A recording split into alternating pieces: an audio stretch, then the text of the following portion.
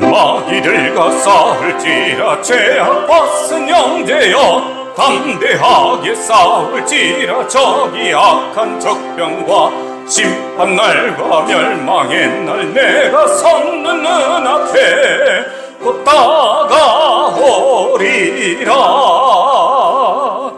영광 영광 할렐루야. 영광 영광 할렐루야. 영광 영광 할렐루야. 곧 승리하리라. 마귀들과 싸울지 죄악벗은 형제여 구주 예수 그리스도 그 신발을 벌리고 너를 도와주시려고 서서 기다리시니 어서 나오라. 영광 영광 할렐루야. 영광 영광 할렐루야. 영광 영광 할렐루야. 곧 승리하리라. 하나님은 영이시니 예배하는 자가 영과 진리로 예배할지니라. 아멘.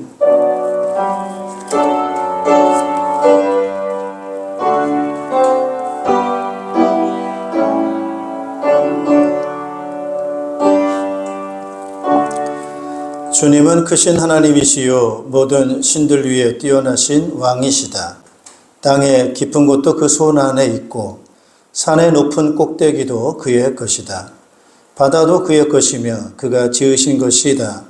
마른 땅도 그가 손으로 빚으신 것이다. 오너라 우리가 엎드려 경배하자. 우리를 지으신 주님 앞에 무릎을 꿇자. 그는 우리의 하나님이시요 우리는 그가 기르시는 백성이며 그가 손수 이끄시는 양떼다. 오늘 너희는 그의 음성을 들어 보아라. 아멘. 찬양과 영광과 존귀를 세세무궁토록 받으시기 합당하신 우리 하나님 아버지 앞에 감사와 영광을 올려드립니다. 예수 그리스도의 보혈의 피로 우리를 씻어주시고 자녀 삼으시고 하나님의 자녀로 우리를 사랑해 주시고 영원한 그런 사랑 가운데 살아갈 수 있도록 은총 베풀어 주셔서 감사를 드립니다. 오늘도 그 사랑 그 은혜를 기억하며 오늘도 마음과 뜻과 정성을 다해 우리 예배를 받으시기 합당하신 우리 성삼위 하나님 앞에 우리 예배를 올려드리오니 우리 예배를 받아 주시옵고 주의 말씀과 주의 능력으로 충만하게 채워주시어서 주님의 뜻을 이루시고 주의 영광 나타내는 예배 되도록 은총 허락해 주시옵소서. 예배 참여하지 못한 주의 백성들을 기억해 주시고 함께 할 수 있는 환경과 힘을 주께서 허락하여 주시옵소서. 예수 그리스도 이름으로 기원하옵나이다. 아멘. 네, 경배 찬송 549장 1절 3절을 함께 찬양하겠습니다. 찬송가 549장 1절 3절입니다.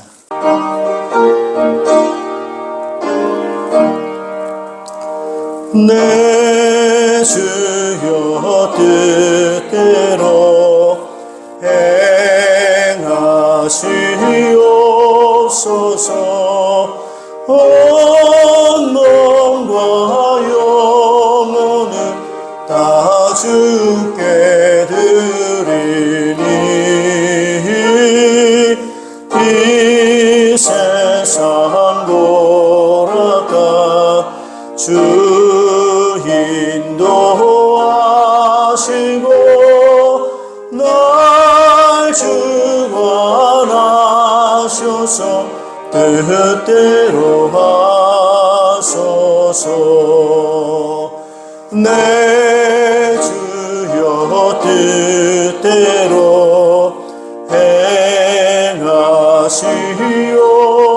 행하시옵소서. 내 모든 일들을 다 주께 맡기고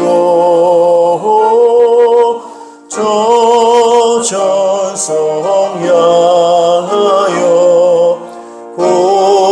고요히 가리니 살든지 죽든지 뜻대로 하소서.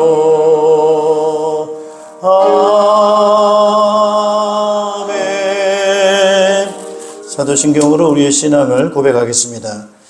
나는 전능하신 아버지 하나님, 천지의 창조주를 믿습니다. 나는 그의 유일하신 아들, 우리 주 예수 그리스도를 믿습니다. 그는 성령으로 잉태되어 동정녀 마리아에게서 나시고 본디오 빌라도에게 고난을 받아 십자가에 못 박혀 죽으시고 장사된 지 사흘 만에 죽은 자 가운데서 다시 살아나셨으며 하늘에 오르시어 전능하신 아버지 하나님 우편에 앉아 계시다가 거기로부터 살아있는 자와 죽은 자를 심판하러 오십니다. 나는 성령을 믿으며 거룩한 공교회와 성도의 교제와 죄를 용서받는 것과 몸의 부활과 영생을 믿습니다. 아멘. 네, 우리 자리에 앉아주시기 바랍니다. 찬송가 361장 찬송하겠습니다.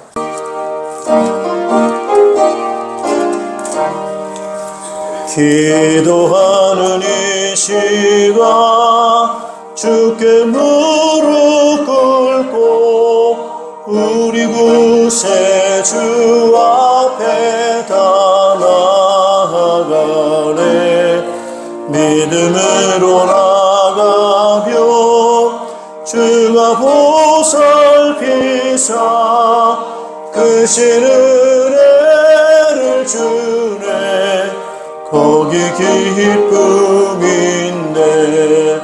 기도 시간에 복을 주시네. 고난 내 마음속에 기쁨 충만하네.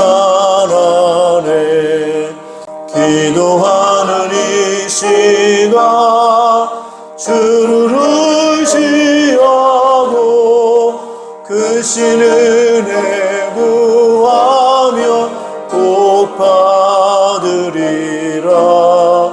의지하는 마음에 근심 사라지고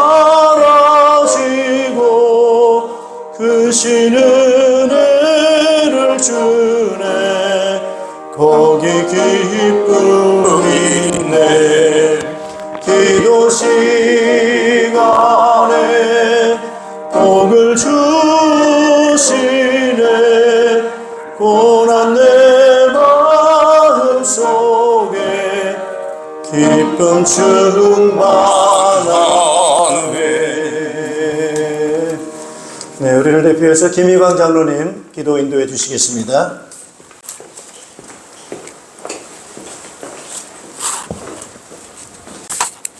존귀와 영광 받으시기에 합당하신 하나님 아버지, 완연한 가을이 깊어가고 있습니다. 벌써 11월 첫째 주를 맞이합니다. 찬바람이 옷깃을 여미게 합니다. 이 가을날 오늘도 이렇게 주의 전으로 나와서 하나님께 찬양과 경배와 영광을 돌립니다. 아멘. 우리가 마음과 정성을 다해 드리는 이 예배를 기뻐 받아 주시옵소서. 아멘. 풍성한 수확기의 계절이 오고 있습니다. 적으나 많으나 하박국의 감사가 있게 하여 주시고 장미꽃 가시에도 감사할 수 있는 은혜를 주시니 감사를 드립니다. 아멘. 바울이 항상 기뻐하고 쉬지 말고 기도하고 범사에 감사하고 라고 했듯이 우리 생활에 감사가 넘치게 하여 주시고 사탄이 주는 원망과 불평의 생각은 물러나게 하여 주시옵소서. 아멘. 무엇보다도 세상을 이길 수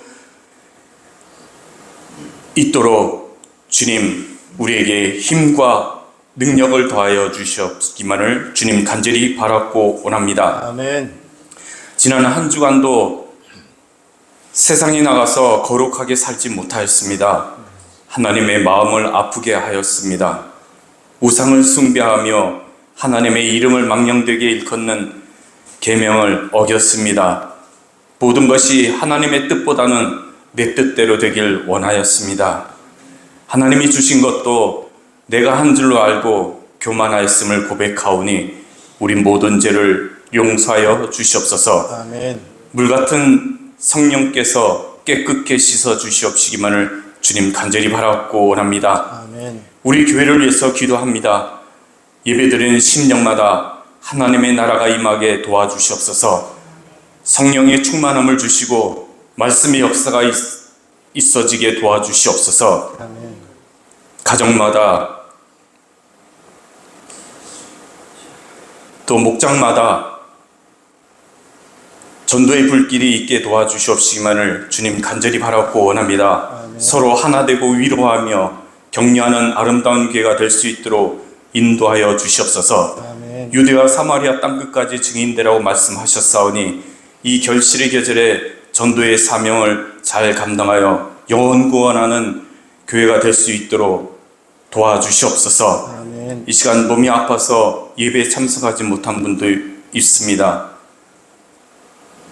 주님, 귀한 백성들을 위로하여 주시옵시고 치료의 강선을 주셔서 속히 나음받게 하여 주시옵시고 회복되게 하여 주셔서 한 자리에 모여 예배드릴 수 있도록 인도하여 주시옵소서. 아멘. 지난주는 저희 평강교회가 가을 소풍을 다녀왔습니다. 참석하지 못한 분들은 아쉬운 마음을 가지고 있었지만 또 한편으로는 자연과 모든 광경을 보면서 주님의 높고 위대하심을 다시 한번 깨달는 한 주간이었음을 주님 고백합니다. 주님, 더욱더 우리가 힘을 얻게 하여 주시옵시고 또한 주님의 영광을 위해 우리가 살아갈 수 있는, 공급받을 수 있는 힘을 더하여 주시옵시기만을 주님 간절히 바랐고 원합니다. 아멘. 위에서 또 힘쓴 이 모양 저 모양으로 힘쓴 모든 이들에게 주님 축복하여 주시옵시고 더욱더 몸된 교회를 위해 충성할 수 있는 주님의 자녀들로 삼아 주시옵소서. 아멘. 단위 세우신 목사님에게 담대함을 허락하여 주시고 말씀의 능력 가운데서 우리의 심령이 변화되고 우리 삶이 변화될 수 있도록 인도하여 주시옵소서. 아멘. 모든 말씀 예수님의 이름으로 기도드립니다. 아멘.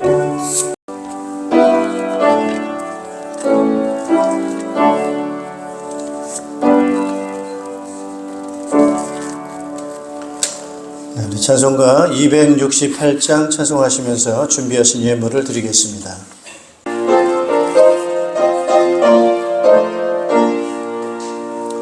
죄에서 자유를 얻게 하는 보혈의 능력, 주의 보혈, 시험을 이기고 승리하니 참 놀라운 능력이로다. 주의 보혈 능력이 있도다. 주의 피 믿으오. 주의 보혈 그 어린 양의 매우 귀중한 피로다. 구주의 복음을 전할 제목 보혈의 능력, 주의 보혈 날마다 나에게 찬송 주니 참 놀라운 능력이로다. 주의 보혈 능력이 있도다. 주의 피 믿으오. 주의 보혈 그 어린 양의 매우 귀중한 피로다. 아멘. 우리 하나님 말씀 함께 보시겠습니다. 하나님 말씀은 요한복음 1장 1절에서 14절 말씀입니다. 오늘도 하나님의 사랑이 우리와 함께 하셔서 우리를 세밀하게 인도하시고 지켜주시는 줄로 믿습니다. 우리 하나님 주시는 그런 은혜로 또 여러분의 삶이 더 풍성해지기를 바라고요. 은혜가 넘치는 삶이 되시기를 주님의 이름으로 축복합니다. 오늘 말씀의 제목은 교회는 하나님의 가족이라고 하는 제목으로 말씀을 증거하겠습니다. 우리가 교회 생활, 신앙 생활 아주 참 굉장히 중요한 부분이라고 생각을 합니다. 근데 의외로 교회 생활과 또는 신앙 생활 이걸 여러분 좀 같이 좀 생각하시면 좋겠어요. 신앙 생활하면 좀 개인적인 부분이라 이렇게 생각을 할 수 있겠는데요. 개인적 신앙 생활이라고 하는 것은 개인과 하나님과의 관계를 중심으로 우리가 생각을 해볼 수 있는데 거기에서만 머무르지 않는다고 하는 거예요. 우리가 신앙생활에 있어서 하나님과 나와의 개인적인 그런 관계도 있지만은 또 나와 우리 하나님의 자녀들과의 어떤 그런 관계, 그 부분이 또한 굉장히 중요한 부분이기 때문에 우리 그 부분을 우리는 교회 생활이라 말할 수가 있습니다. 그래서 신앙생활과 교회 생활, 이게 별개가 아니고 같이 연결되어 있다라고 우리가 말씀 좀 드릴 수 있고, 신앙생활이 중요하다는 것을 알고 있는 만큼 교회 생활 역시도 굉장히 중요하다고 하는 것들을 우리는 같이 이해를 하셔야 되겠습니다. 자기를 힘들게 하고 자기가 정말 상처가 되고 너무 어려워서 내가 정말 교회를 다녀야 되는가 싶을 만큼의 어떤 그런 힘든 부분들이 그 교회 생활을 하면서 있었다고 하는 걸 얘기를 하더라고요. 그래서 그거 가지고 엄청 하나님 앞에 가서 기도했다는 거예요. 하나님 너무너무 힘듭니다. 저분이 왜 저렇게 합니까? 정말 너무 힘이 듭니다라고 하면서 기도를 하면서 울면서 아주 이렇게 기도를 하는데 하나님이 자기 마음에 그러시더라는 거예요. 그렇게 말씀을 하시는 걸 자기가 느꼈다는 거예요.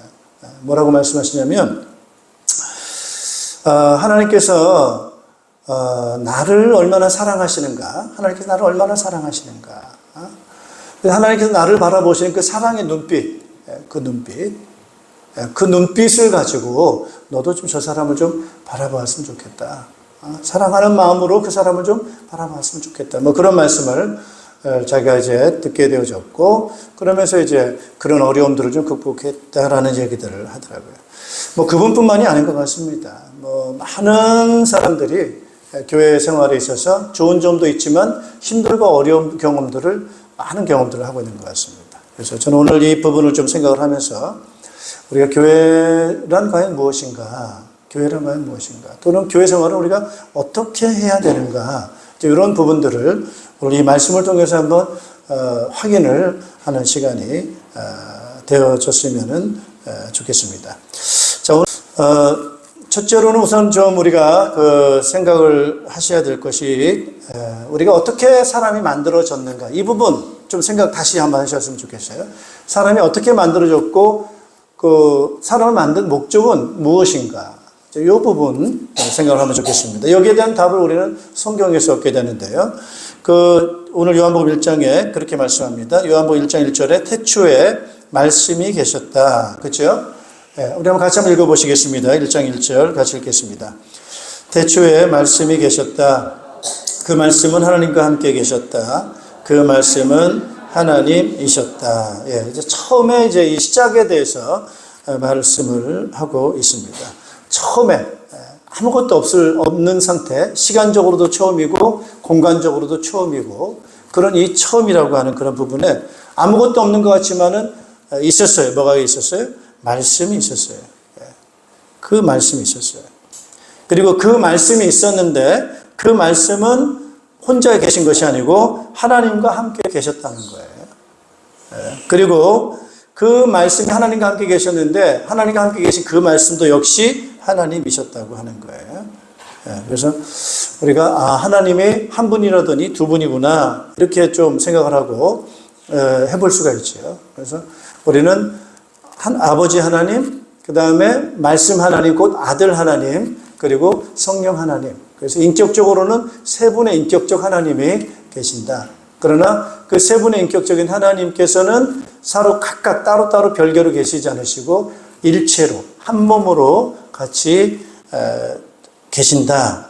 이렇게 말씀을 드릴 수 있습니다. 그래서 하나다, 하나님은 하나다라고 하는 그런 그 하나라고 하는 부분들이 여러분 뭐 숫자적으로 하나다라고 하는 그런 부분보다는 공동체적으로 하나와 같이, 우리가 하나로와 같이 공동체로 계신다, 이렇게 생각을 하셔야 됩니다. 그래서 부부도 그렇죠, 여러분. 부부가 각각 남자와 여자가 각각의 인격과 어떤 존재가 있지만은 그러나 한 일체로 한 몸으로 이렇게 살아가야 되는 그런 존재이기 때문에 우리는 한 몸이다, 이렇게 표현을 하는 것처럼 말이죠. 하나님 역시도 인격이 세 분의 인격이 있으시지만은 그분에 있어서 존재하시는 그런 부분들이 한 몸으로 일체로 존재하신다라고 하는 것으로 우리가 믿습니다. 자, 그런데 그 하나님이 그렇게 계시는데요. 그 하나님이 3절 한번 보시겠습니다. 3절 같이 한번 읽어보시죠. 모든 것이 그로 말미암아 창조되었으니 그가 없이 창조된 것은 하나도 없다. 예, 거기까지 하겠습니다. 모든 존재하는 것이 그 말씀으로 말미암아 창조되어졌는데 그 말씀이 없이 창조된 것은 하나라도 있습니까? 없습니까? 하나도 없어요. 그래서 존재하는 모든 것, 생물이든 무생물이든 간에 이 땅에 존재하는 모든 것은 그 말씀으로 인해서 모든 것이 만들어졌다라고 하는 거예요. 그래서 우리가 이 부분을 좀 생각을 하셔야 되죠. 하나님 없이 존재하는 것은 없구나. 모든 것이 하나님에 의해서 그 말씀에 의해서 존재하는구나라고 하는 그런 생각들을 가지셔야 되죠. 그래서 우리가 자연을 보더라도 모든 걸 보더라도 뭘 생각하셔야 돼요? 자연만을 볼 수도 있지만은 그 자연을 만드신 하나님도 생각을 하셔야 되겠죠. 그래서 이게 바로 믿음이죠. 자연이 너무 아름다워. 너무너무 좋아. 이렇게 우리가 표현할 수 있어요. 저는 가을 너무 좋더라고요, 가을이. 가을 이렇게 막 걸으면은 그 빨갛고 노랗고 이 물든 그 나무들 너무너무 아름답고 아주 좋습니다. 그래서 가을에 자주 걸어요, 이제. 걷는 게 너무너무 좋아요. 그 걸으면서 또 공기가 얼마나 좋습니까? 여름에는 덥고 습하고 뭐 이런 어떤 공기가 있는데 가을은 아주 상쾌합니다. 그래서 습기도 없죠. 덥지도 않죠. 아주 상쾌한 이 공기, 그러면서 이 아름다운 이 자연, 이 단풍을 바라보면서 이 걷는 것이 얼마나 좋은지 모릅니다. 근데 그걸 걸으면서 누굴 생각하는 거예요? 하나님 너무너무 하나님을 생각하는 거지. 야, 참 좋은 하나님께서 이런 환경들을, 그래서 하나님의 솜씨 위대하구나. 하나님의 지혜가 너무나도 좋구나. 이런 것들을 생각하는 것이 저는 믿음이라고 생각을 합니다. 왜요? 하나님 위해서 모든 것이 다 만들어지고 진행되고 있기 때문에 그렇습니다. 당연히 이제 그 가운데 사람이 있게 된 거죠. 모든 것이 다 하나님에 의해 만들어졌지만 그 중에서 특히 사람을 만드셨어요. 우리 4절을 같이 한번 읽어보겠습니다. 4절 같이 읽습니다. 그에게서 생명을 얻었으니 그 생명은 사람의 빛이었다. 그 빛이 어둠 속에서 비치니 어둠이 그 빛을 이기지 못하였다. 예. 그 말씀에게서 뭘 얻습니까? 생명이에요, 생명. 따라하죠, 생명. 그러니까 이 땅에 존재하는 것, 생물이든 무생물이든 모든 존재는 그 말씀이신 그분에 의해서 존재하게 되어졌고 그 가운데서 생명을 얻게 됐다고 하는 거예요. 자, 그러니까 이 생명이라는 것은 누구로부터 나온 겁니까? 그 말씀이신 그 하나님에게서부터 우리의 생명이 나오게 됐다라고 하는 거죠. 그러면 여러분 우리가 생각을 하셔야 되겠죠. 생명이라는 것은 오직 누구로부터 왔어요? 그 말씀이신 그 하나님에게로부터 이 생명이 나왔어요. 그러면은 그 하나님을 떠나게 되고 그 말씀을 떠나게 된다라고 하면은 우리는 결국 무엇을 떠나게 되는 겁니까? 생명을 떠나게 되는 거예요. 근데 우리는 그 생각 안 하고 살거든요. 생명이야 뭐 저절로 생긴 거고 생명은 그냥 만들어진 거지. 뭐 그렇게 쉽게 생각을 한단 말이에요. 이런 우리가 살고 있는 이 생명이라고 하는 것이 하나님께로부터 나온 것이 이 생명이라고 하는 믿음을 갖는다고 한다면은 우리는 하나님이 곧 우리의 뭐가 되는 거예요? 생명입니다. 그래서 하나님이 나의 생명이다. 하나님은 곧 나의 생명이다. 생명처럼 누굴 생각하는 거예요? 하나님을 생각하는 거예요. 이게 믿음입니다, 여러분. 그리고 하나님은 나의 뭐가 되시느냐? 하나님의 그 말씀에 의해서 내가 만들어졌기 때문에 우리 존재가 모든 것이 있기 때문에 존재의 원인이 되시기 때문에 그분은 우리는 쉽게 그렇게 말하잖아요. 따라서 아버지, 어머니, 아버지란 말이에요. 그리고 자, 그 생명을 얻게 되었고 그 생명은 곧 따라합시다. 사람의 빛이다. 빛이라는 거예요. 빛. 여러분 빛이라고 하는 것은 반대로 생각하시면 되겠죠. 빛의 반대는 뭡니까? 어둠이죠, 어둠. 자, 어두울 때 여러분 깜깜하면은 보입니까? 안 보입니까? 안 보입니다. 그래서 어둠이라는 것은 무엇을 상징합니까? 무지한 거예요. 모르는 거예요. 알지 못하는 거예요. 그게 어둠이고 그렇습니다. 그러나 반대로 빛은 뭡니까? 보이는 거죠. 보이는 거는 아는 걸 말하는 거죠. 아는 거. 그래서 이 빛이라고 하는 거, 하나님께 빛이시라고 하는 것은 우리가 사람이 하나님을 인식하는 거예요. 아, 하나님이시구나. 하나님이 생명이시구나. 하나님이 살아계시는구나. 하나님의 아버지시구나. 라고 하는 그런 우리에게는 하나님의 관계가 바로 빛과 같이 모르는 존재가 아는 존재고 인식하는 그런 상태다라고 말할 수가 있겠습니다. 그럼 우리를 이제 만드신 그 목적이 어디에 있습니까, 여러분? 따라합시다. 빛의 자녀. 빛의 자녀예요, 우리가. 하나님의 빛을 받아서 그 빛을 나타내는 빛의 자녀로 우리를 만들어 주셨어요. 그러니까 하나님이 우리 안에 계셔서 하나님의 그 영광의 빛을 우리를 통해서 나타내는 빛의 자녀로 우리를 만드시게 된 거죠. 그런 이제 예라고 하는 것은 다른 것보다는 그런 거겠죠. 아담이 하와를 보고 고백을 한 거예요. 그 하와를 보면서 아주 내 뼈 중에 뼈요, 살 중에 살이다. 라고 하는 그런 이 아주 사랑의 고백을 하고 그런 고백을 하는 거죠. 그 이유가 어디 있습니까, 여러분? 그 하와에게서 하나님의 영광의 빛이 그 가운데 있기 때문에 아담은 하와를 보면서 하나님의 영광의 빛을 보면서 그러한 가치 또한 그러한 사랑을 고백하는 그런 거겠죠. 또 하와는 아담을 보면서 뭘 보게 되는 거예요? 하나님의 영광의 빛을 아담을 통해서 보게 되는 거죠.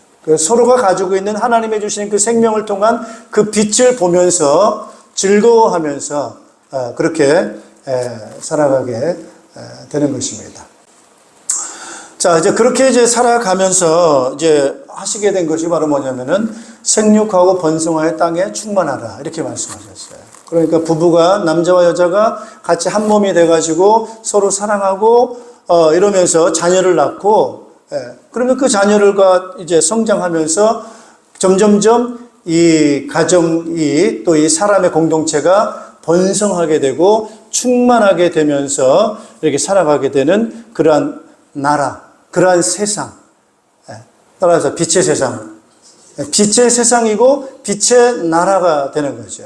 빛의 나라고 빛의 세상이고 생명의 공동체, 그런 사랑의 공동체, 아름다운 공동체. 그것이 바로 하나님께서 원하시는 사람을 만든 목적이 되는 것입니다, 여러분. 그래서 그것이 이루어지고 성취되어지는 그런 부분을 보게 되는 거예요.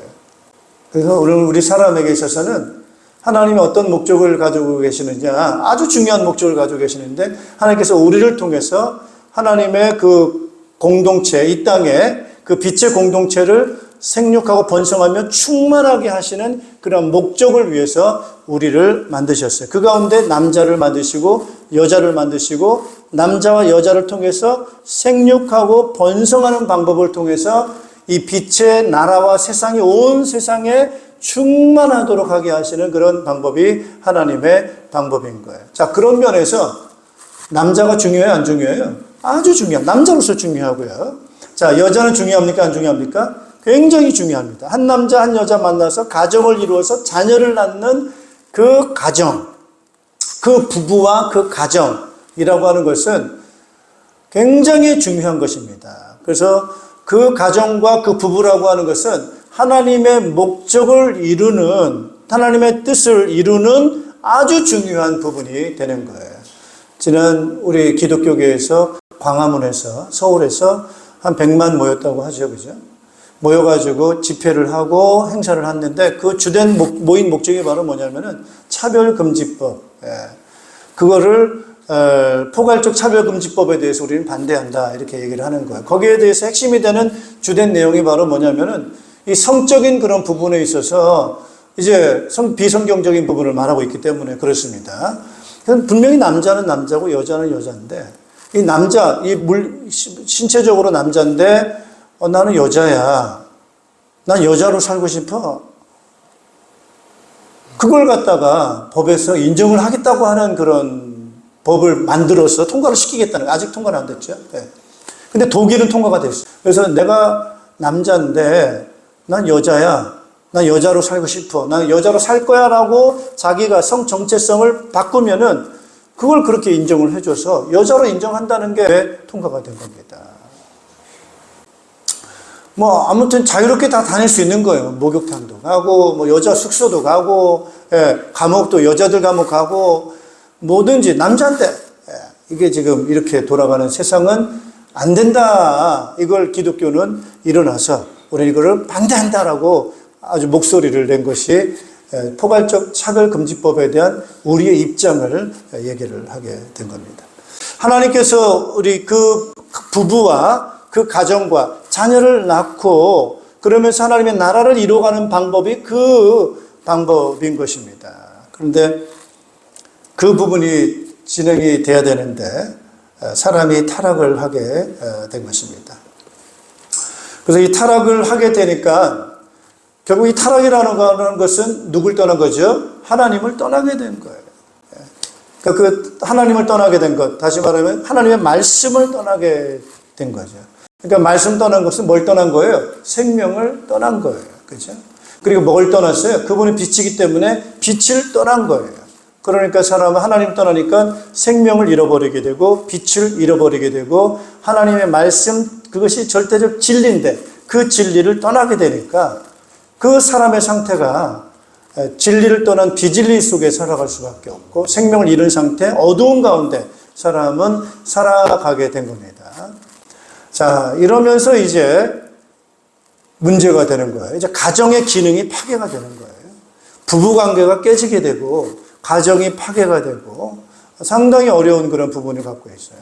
그래서 지금도 결혼을 해도 후회하고 안 해도 후회한다. 이게 이제 일반적인 사람들의 생각이거든요.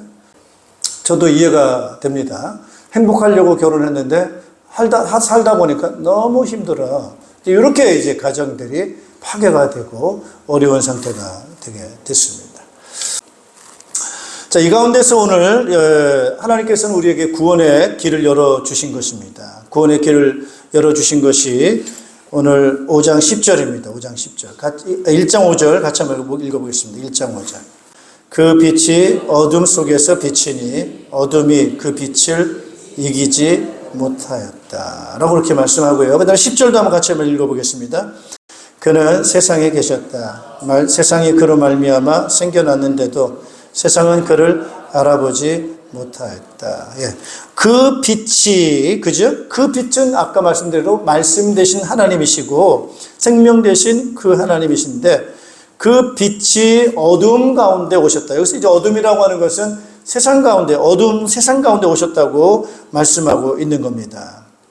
그래서 어둠이 그 빛을 이기지 못했다. 여기서 이기지 못했다라고 하는 것은 6번에 보니까 깨닫지 또는 받아들이지로 번역할 수도 있다. 이렇게 파악을 하고 있어요. 그러니까 이기지 못했다라고도 말할 수 있고 받아들이거나 깨닫지 못한다. 이렇게 말할 수도 있어요. 우리 10절도 같이 한번 읽어본 것처럼요. 그는 세상에 계셨다. 세상이 그로 말미암아 생겨났는데도 세상은 그를 알아보지 못했다. 자, 알아보지 못한 거니까 빛입니까? 어둠입니까? 어둠이니까 알아보지 못한 거예요. 어두우니까 그를 알아보지 못하고 그 빛을 보지 못하게 된 거예요. 자, 문제는 뭐냐면, 핵심, 여기 요점은 뭐냐면은 빛이라고 하는 존재가 세상에 왔다는 거예요. 그래서 그 빛이 세상에 왔다라고 하는 것은 어떤 추상적인 빛이 아닌 거예요. 그냥 우리가 인식하지 못하는 그런 빛이 아닌 거예요. 눈으로 볼 수 있는 빛인 거예요. 우리 눈으로 보고 손으로 만지고 할 수 있는 건데 그것이 좀 탁월하다 보니까 그게 빛이라고 우리가 알 수 있을 만큼 빛이 되는 것이죠. 9절 같이 한번 읽어보시겠습니다. 9절 같이 읽습니다. 여기서 말하는 참빛이라고 하는 게 바로 그런 거예요. 여기서 말하는 참빛이라고 하는 것은 추상적이고 보이지 않는 영적인 빛을 말하는 게 아니고 우리가 보고 느낄 수 있는 실체적인 빛을 말하는 거예요. 참빛이라고 하는 것은. 그래서 이런 실체적으로 눈으로 볼 수 있는 빛이 있었다는 거예요. 그래서 그 빛이 세상에 와서 모든 사람을 비추고 있다고 하니까 모든 사람들이 볼 수 있고 만질 수 있게 만들었다고 하는 거예요. 그래서 하나님이 천사 같은 보이지 않는 존재를 보낸 것이 아니고 하나님께서 이 땅에 오실 때 우리 눈으로 볼 수 있는 존재로 오신 거니까 그게 바로 뭐죠?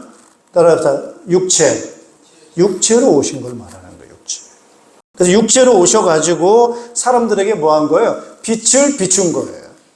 여기서 말하는 빛을 비췄다고 하는 것은 육체로 오신 예수님께서 사람들에게 행동으로 보여주신 거예요. 보여주신 거.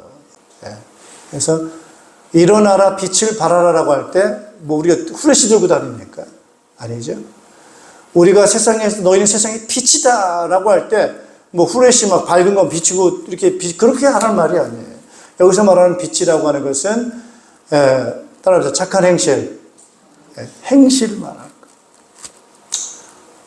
삶을 보여주는 거예요. 그런데 그 삶이 어떤 삶이냐? 오늘 예수님께서 우리에게 보여주신 삶은 바로 어떤 삶이었습니까, 여러분? 그게 바로 따라합시다. 영광의 빛.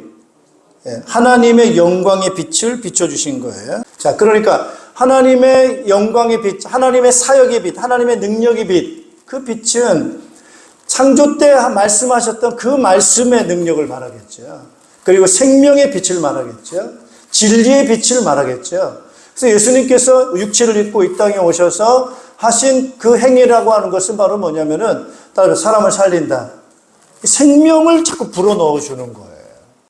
그리고 그런 창조와 기적과 그런 표적과 그런 빛을 나타내 보여주신 거예요. 그러니까 좀 다르죠. 사람은 사람인데 사람이 할 수 없는 일을 하는 거예요. 이게 지금 어두움이 딱 보고 이해를 못해. 저게 도대체 뭐지, 이게. 사람은 우리랑 같은 사람인데 저게 사람이 할 수 있는 일이 아닌 거예요. 근데 사람의 몸을 입고 사람이 할 수 없는 일을 해요. 하나님만이 하실 수 있는 일을 해요. 그것이 바로 예수님께서 내가 하늘에서 왔다라고 하는 그것을 자꾸 말씀을 하고 있는 것입니다. 우리 14절 같이 한번 읽어보겠습니다. 14절. 그 말씀은 육신이 되어 우리 가운데 사셨다. 우리는 그의 영광을 보았다. 그것은 아버지께서 주신 외아들의 영광이었다. 그는 은혜와 진리가 충만하였다. 그렇죠? 예. 그 말씀이 육신이 됐다. 우리 가운데 거하셨다. 우리라고 하는 이 우리는 누구를 말할까요? 우리? 여기서 말하는 우리는 사도 요한이죠. 요한복음을 쓴 사도 요한이고 오늘 그 우리라고 하는 것은 예수님의 제자들이겠죠. 그래서 사도들, 제자들, 또 요한 이런 사람들 가운데 예수님께서 같이 있으시면서 우리가 그의 영광을 보았다. 그 빛을 우리가 보았다라고 하는 거예요. 자, 마지막으로 예수님께서는 그 영광의 빛을 무엇으로 보여주셨느냐? 죽었다가 다시 부활하신 거예요. 죽었다가 다시 부활하신 그 사건으로 인해 가지고 하나님 아버지의 그 영광의 빛을 이 제자들은 보게 된 것입니다. 자, 그러면은 오늘 우리는 이제 어떤 그 믿음을 가져야 됩니까, 여러분? 우리가 가져야 될까요? 우리 하나님께서 사람을 만드신 목적은 바로 무엇인가? 그 사람을 만드신 목적이 바로 누굴 통해서 하나님께서 우리에게 말씀해 주셨다고 봐야 되냐면 그게 바로 예수님이에요. 따라서 예수님. 어떻게 살라고? 예수님처럼 살라는 거예요. 따라서 예수님처럼 살자. 예. 그것이 하나님이 우리를 만드신 목적이라는 거예요. 근데 우리가 예수님처럼 살아야 못 살아요? 훨씬 못 살죠. 그죠? 거의 접근할 수도 없죠. 어떻게 우리 예수님처럼 그렇게 살아? 너무너무 갭이, 그 차이라고 하는 것은 이루 말할 수 없는 차이가 난다는 거예요. 예수님께서 제자를 부르신 것은 어떻게 하는 거예요? 예수님께서 제자들을 부르셔가지고 너희도 누구처럼 살라는 거예요? 나처럼 살라는 거예요. 예수님이 사셨던 그 삶을 그대로 제자들도 뭐 하는 거죠? 그렇게 살라는 거예요. 세상의 빛이 되라는 거예요. 세상에 그 삶을 살도록 그렇게 말씀하고 있는 것입니다. 여기에 두 가지 반응이 나타날 수 있어요. 하나는 내가 어떻게 예수님처럼 살지? 나는 못 살아. 난 그건 불가능해. 이렇게 생각을 할 수가 있어요. 자, 그걸 우리가 생각한다 하십니다. 그러면 우리에게는 어떤 삶을 살아야, 어떤 과정을 겪어야 되느냐? 정말 어두움 가운데 살아야 되고요. 생명을 잃어버린 상태로 살아야 되고, 나중에는 우리가 뭐예요? 점점 죽음과 멸망으로 가는 이 사람의 운명의 길을 걸어가야 돼요. 여러분, 그 길을 걸어가고 싶습니까? 우리는 거기서 구원을 받고 싶어 하지 않습니까? 정말 나에게 생명의 역사가 있고 빛 가운데 있어야 되고 영원한 그런 소망을 가지고 살고 싶은 그런 소망이 있는 거 아니에요. 그래서 이걸 얻기 위해서 사람들은 굉장히 몸부림을 치잖아요. 돈을 가져야 되나? 세상 권력을 가져야 되나? 아주 멋있는 이성을 만나야 되나? 모든 사람의 하는 행위라고 하는 것이 내가 가지고 있는, 인간이 가지고 있는 그 문제를 벗어나기 위해서 그 길을 찾고 있는 거 아니겠어요? 그것이 때로는 종교일 수 있고, 많은 책을 읽기도 하고, 하는 방법을 하는데, 길을 찾고 있는 사람들인데, 거기에 대한 답을 찾았냐는 거예요. 근데 오늘 이 제자들은 그 답을 찾았어요? 안 찾았어요? 그 답을 찾았어요. 왜? 예수님이 그러잖아요. 내가 곧 길이다. 내가 곧 진리다. 내가 곧 생명이라는 거예요. 제자들 무슨 말인지 몰랐죠? 근데 나중에 보니까 예수님이 죽었다가 부활하신 예수님을 보면서 거기에서 답을 얻게 된 거예요. 아, 저분이구나. 우리가 기다렸던 메시아가 저분이구나. 저분이 길이 되시는구나. 저분이 우리의 소망이고 희망이시구나. 여기에 대한 답을 확실히 알게 된 거예요. 그래서 이 제자들이 그렇게 고백하잖아요. 예수만이 길이 되신다. 다른 이로서는 구원 받아요, 못 받아요? 구원 못 받는다는 거예요. 오직 예수님만이 우리의 길이 되신다라고 하는 여기에 대한 확신을 가지고 이제 그런 삶을 살아가게 되는 거죠. 자, 그래서 나는 못해. 난 저렇게 못 살아. 예수님이 우리가 뭐라 하느냐? 너희들 이렇게 살라라고 이렇게 말씀하시긴 하셨지만은 그렇게 말씀 안 하셨어요. 뭐라고 말씀하셨어요? 1장 12절 같이 한번 읽어보세요. 1장 12절. 요한복음 1장 12절입니다.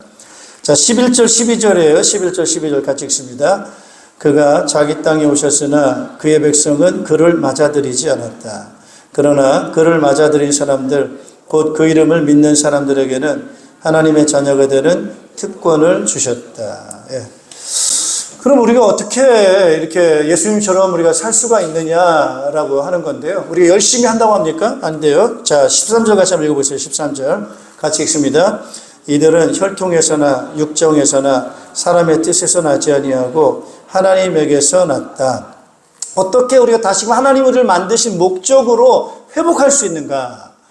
어떻게 하면 우리는 예수님이 보여주신 그 삶을 우리도 살아갈 수가 있는가? 그래서 우리도 자유롭고 생명이 있고 빛 가운데 이렇게 우리가 살아갈 수가 있는가라고 하는 건데, 그거는 혈통으로 안 된다는 혈통. 여기서 말하는 혈통은 피가 좋아야 돼.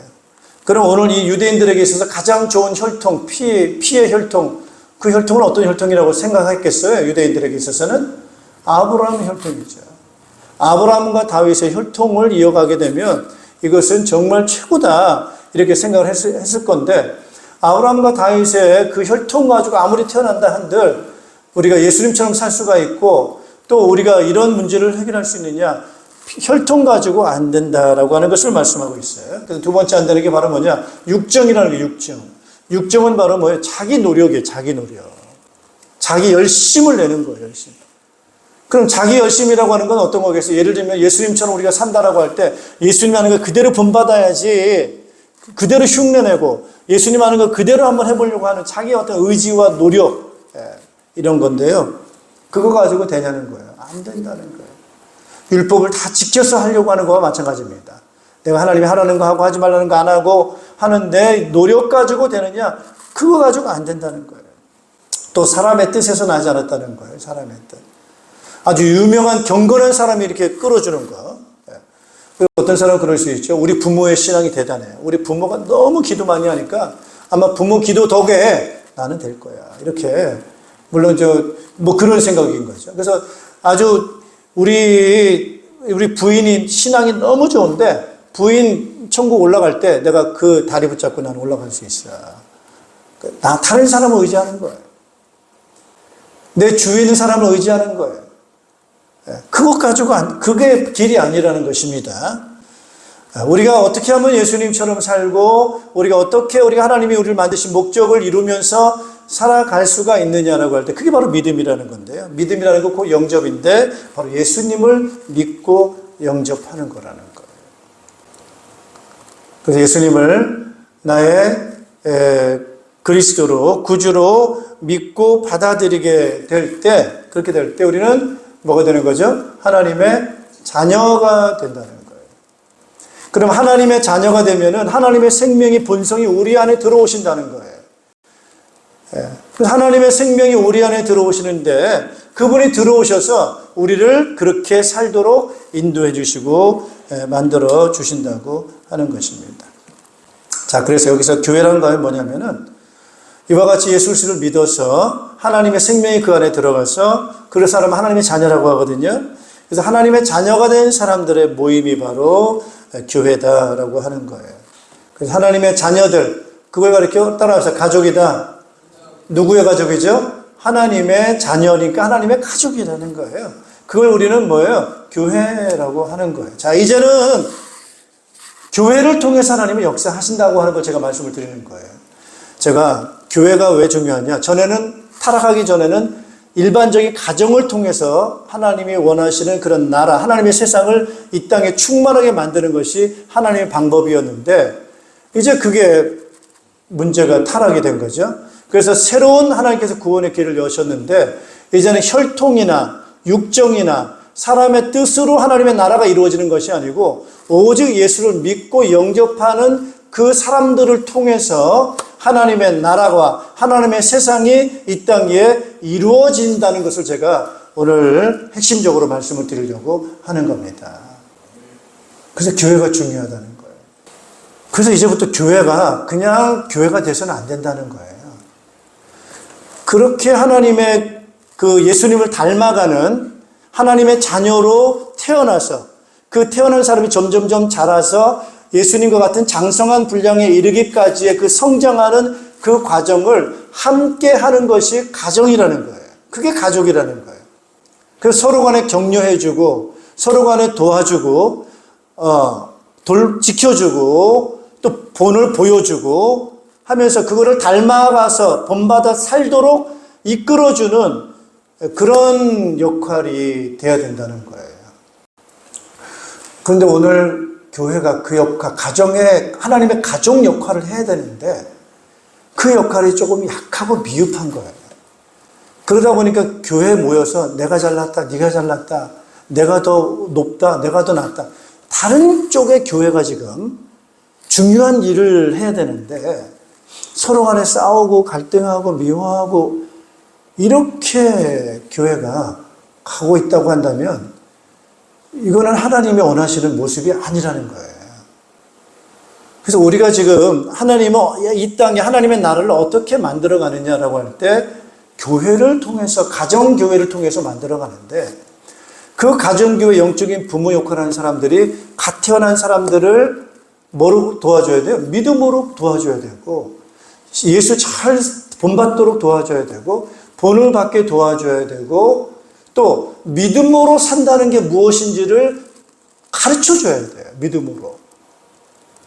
육정으로 정력으로 혈통으로 사는 방법이 아니고 예수 믿어서 하나님의 은혜 가운데 산다고 하는 것이 무엇인지를 삶을 나눠야 되고 그 부분을 세밀하게 코치를 해주고 보호해주는 그러면서 거기서 믿음이 점점점 자라는 그런 영향이 있어야 된다는. 그래서 예수님께서는 그런 역할을 해야 되기 때문에 집에서 모이는 가정교회, 실제 그런 부분이 서로 삶을 나누고 코치하고 돌봐주는 그런 역할들이 있어야 되기 때문에 신약교회는 교회가 바로 가족 모임이기 때문에 가정교회라고 하는 부분을 말씀을 드리고 있는 거예요.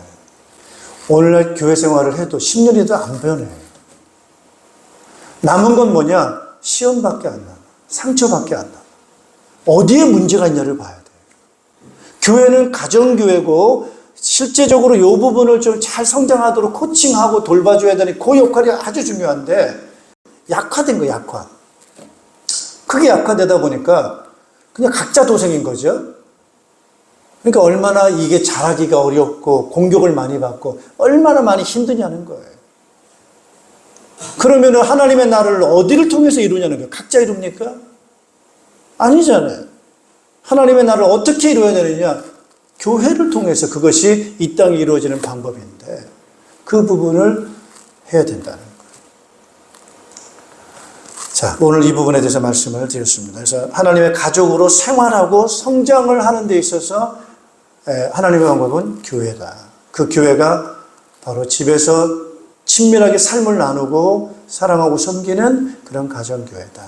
이 부분에 대해서 저는 답을 갖고 있습니다.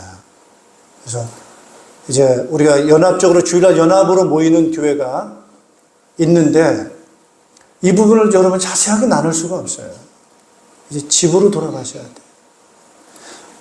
그리고 우리는 정말 가족이라고 하는, 믿음 안에서 가족이 됐다라고 하는 부분을 가지셔야 돼요. 그래서 이 평신도 리더가 내가 이 집에서 우리 맡겨주신 그분들을 가족으로 받아들이고 신앙으로 양육해서 세운다라고 하는 사명을 가져야 돼요. 여기에 대한 헌신이 필요합니다.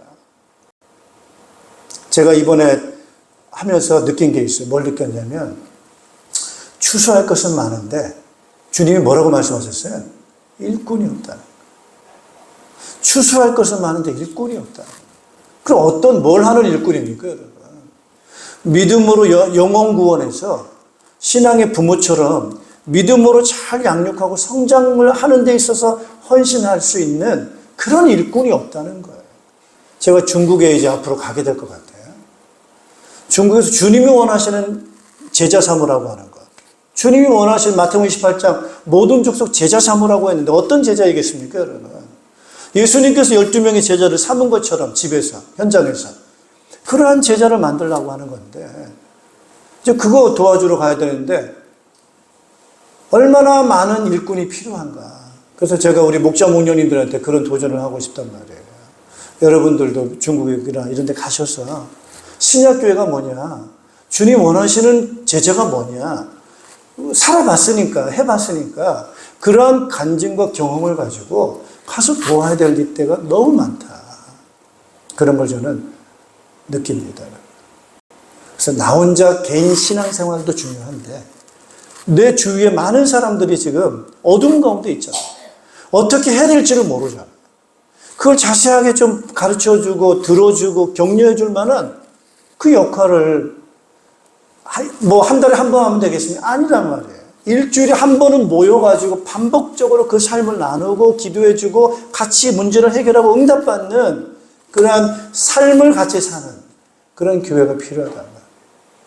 주님은 그 교회, 그게 가정교회고 그게 가족인데 그 모임을 통해서 이 땅에 하나님의 나라를 이루어 가신다라고 하는 거예요. 여러분 다시 한번 생각을 하셨으면 좋겠습니다. 이 부분에 헌신하셔야 돼요. 따라합시다. 헌신하자. 헌신하셔야 돼요. 여러분 자신을 들이셔야 돼요. 그래서 많이 헌신하시길 바랍니다. 그래서 이제 목자하고 싶어요. 저 제자 되고 싶어요. 라고 하는 그런 부분도 여러분이 헌신하셔서 그러면 헌신하면 우리가 도와드린단 말이에요. 그래서 이런 부분을 헌신하셔서 잘 인도 받으셔서 주님이 원하시는 이 땅에 하나님의 그 나라를 실현하는 데 있어서 한 역할을, 중요한 역할들을 담당하는 여러분 되시기를 주님의 이름으로 축복합니다. 기도하겠습니다. 하나님 아버지 은혜를 감사를 드립니다. 우리가 하나님께 형상대로 우리를 만들어 주셔서 하나님의 영광의 빛을 비추며 살아가야 우리 마땅한 우리들인데 하나님을 떠남으로 어두움 가운데 아버지 생명을 잃어버린 가운데 고통 가운데 우리가 살아갈 수밖에 없는 무거운 짐을 지고 살아갈 수밖에 없는 우리의 인생들 예수 그리스도를 통해서 하나님 우리의 눈이 열려지게 도와주시어서 이제 우리의 모든 것을 다 짊어지시고 해결해 주신 예수님을 믿음으로 자유함을 얻을 수 있는 구원 얻을 수 있는 은총 가운데 거하도록 인도해 주신 것을 감사를 드립니다. 하나님의 자녀로 우리가 거듭난 우리들 이제 하나님의 생명이 우리 안에 들어오셔서 우리를 인도하시고 우리를 다스리심을 믿습니다. 수고하고 무거운 짐 아버지 더욱더 우리에게 주께서 다 맡길 때에 우리에게 자유함을 얻게 되어지는 줄로 믿습니다. 오늘 이 시간 우리의 육체의 짐이 있습니다. 여러 가지 하나님 질병의 짐도 있습니다. 경제의 짐도 있습니다. 많은 어려운 그런 고통들도 있습니다. 하나님 아버지 자유케 하여 주시옵소서. 주 예수 이름으로 기도하오니 주님 그런 모든 부분에서 자유함을 얻도록 주께서 인도해 주시옵소서. 우리의 눈을 열어서 주님을 보게 도와주시고 우리의 귀를 열어서 주의 음성에 귀를 기울이게 도와주시옵소서. 주여 오늘도 우리의 마음속에 주님을 더 주인으로 모시고 인도받고 살아갈 수 있는 우리들 되어질 수 있도록 성령님 역사하여 주시옵소서. 한 주간도 주님 지켜주시고 모든 생활하는 가운데 주께서 세밀하게 함께하고 계심을 우리들이 체험하며 경험하게 도와주시어서 하나님 우리의 생활 속에서 더욱 주님의 은혜를 충만하게 경험하고 자유함을 맛보면서 이제 주님의 일꾼으로 헌신된 삶을 살아갈 수 있는 우리 모두가 되게 축복하시옵소서. 목장을 축복해 주시옵소서. 우리 목자 목녀들을 주께서 인도하여 주시고 하나님 은혜 주시기를 간절히 기도합니다. 주님 원하시는 그런 교회를 통해서 이 땅에 하나님의 나라가 이루어지는 이 일을 이루어가고 계시는데 저희들이 귀중한 사명을 잘 깨닫고 헌신된 자들 되게 도와주시어서 순종하는 자들 되게 도와주시어서 영혼군의 제자 삼는 이 사역을 잘 감당하는 우리 모두가 되도록 축복해 주시고 가정의 복을 허락하셔서 지역의 문이 열려지게 하시고 가정의 교회 문이 열려지게 도와주시고 아버지 거기에 응답의 문이 열려지게 도와주시옵고 기적과 표적이 나타나는 현장이 되게 하시고 주의 사랑이 경험하는 아버지 가정 목장이 될 수 있도록 주님 축복하여 주시옵소서. 예수 그리스도 이름으로 기도하옵나이다. 아멘. 우리 다 같이 일어나셔서 찬송가 518장 1절 4절 부르시는 축도 예배를 마치겠습니다.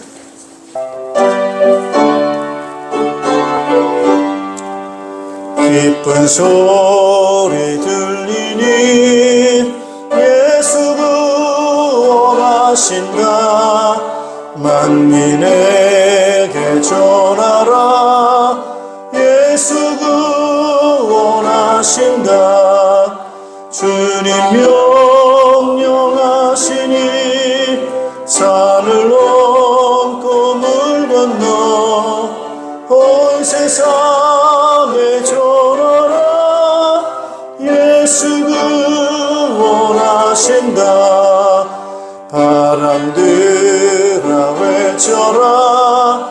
예수 구원하신다. 기뻐하라 나라들. 예수 구원하신다. 구원하는 복음을 산과 들에 전하라. 우리들의 승전가 예수 구원하신다. 우리를 죄와 죽음과 어둠에서 우리를 구원하시기 위해 이 땅에 오셔서 십자가에 죽으시고 부활해 주신 우리 구주 예수 그리스도의 은혜와 우리를 구원하셔서 하나님 자녀 되게 하시고 세상에 빛의 삶을 살도록 우리에게 힘과 능력을 주시는 하나님의 사랑의 은혜와 또 우리와 함께 계셔서 우리를 인도해 주시고 보호해 주시고 능력 있게 도와주시는 성령님의 교통하심이 오늘 우리에게 주신 귀한 생명의 말씀을 잘 붙잡고 이 말씀대로 우리가 순종하고 헌신된 귀한 삶을 살아서 교회를 통해서 하나님의 나라를 이루는 이 일에 귀하게 쓰임받고 주 앞에 영광 돌리기 원하는 모든 주의 백성들 자녀 가정위회와 우리 목장과 우리 연합교회와 이 나라의 민족과 흩어져 있는 모든 믿음의 일꾼들 위해 이제로부터 영원토록 항상 함께 있을지어다. 아멘.